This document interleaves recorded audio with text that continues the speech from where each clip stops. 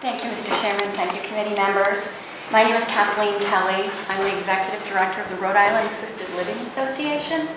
There are 60 licensed assisted living communities in the state. Many of you in the committee have assisted living communities in your district. Additionally, our association includes 51 what we call industry partners that are companies that provide goods and services to assisted living, such as hospice, uniforms, that sort of thing. Unfortunately, we are opposed to the minimum wage increase, and it's not because of the minimum wage itself. Very few people who work in assisted living make the minimum wage. Most of our direct care workers are somewhere between $11 and $15. And the issue is that when minimum goes up, those midline salaries have to go up as well. So it's a significant impact to our communities. We're a 24/7 operation. In the next 5 years across the country, our industry, assisted living, will have to recruit 1.2 million workers, additional workers to our industry. We need the flexibility to build benefit packages. We need the flexibility to do shift differentials and other ways to increase the income of the direct service worker. We compete against hospitality, restaurants, healthcare, and you know that healthcare is growing by leaps and bounds.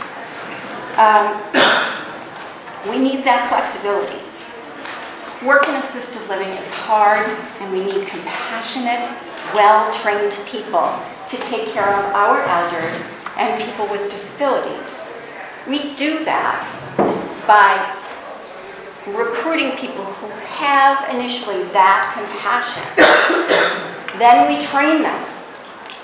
Anytime we do any sort of training, we have to put people on the floor and pull the very same number of people off the floor to train them. It doubles up our wage costs.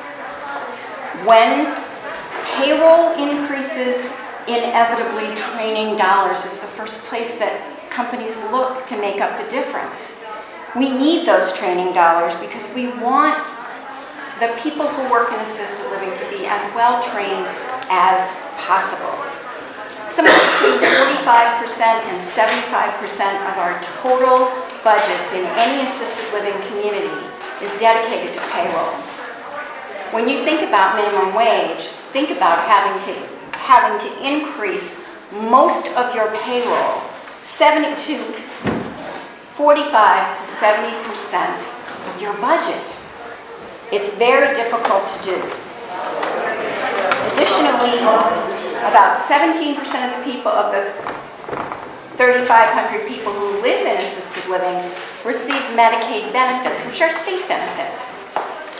The Medicaid reimbursement rate is significantly lower than our costs, and to boost up wages further erodes how far that money will go.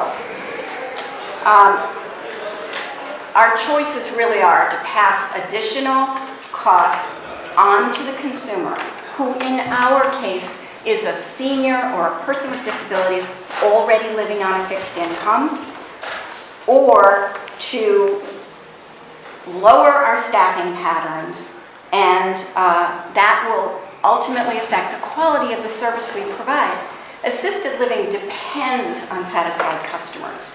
People who aren't satisfied with assisted living will move on to another location.